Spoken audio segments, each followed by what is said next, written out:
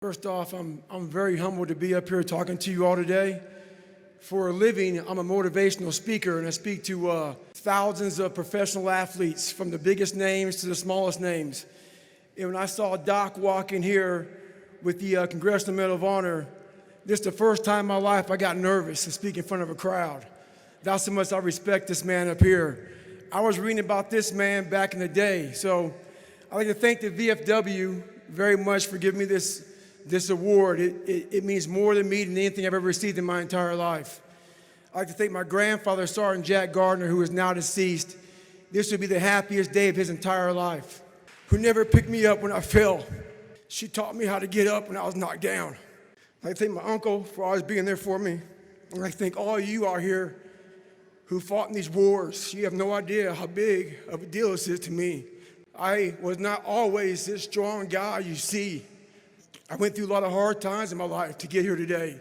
I tried once to get in the Air Force to be an Air Force pararescueman, and I quit for fear of the water. I was 175 pounds. I went from 175 to 300 pounds. There's a long story in there on how that came to be.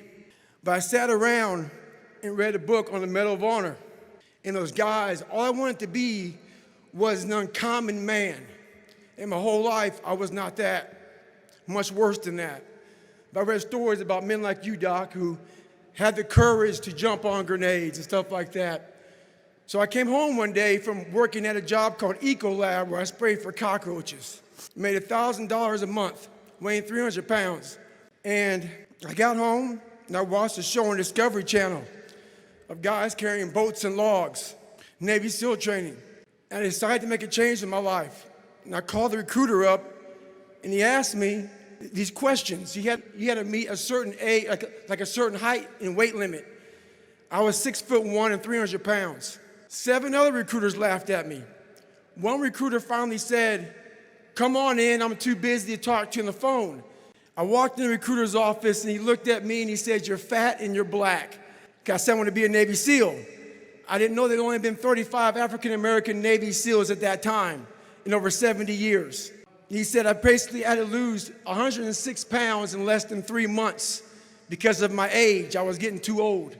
I came back 3 months later, 106 pounds lighter, and literally, I spent 18 months going through BUD/S, which is a 6-month program. Went through 3 hell weeks. That is where I met Marcus Luttrell, Danny Dietz, Michael Murphy, another Medal of Honor winner. I went through Hell Week with all these guys, real heroes. I am not a hero. I served with real heroes.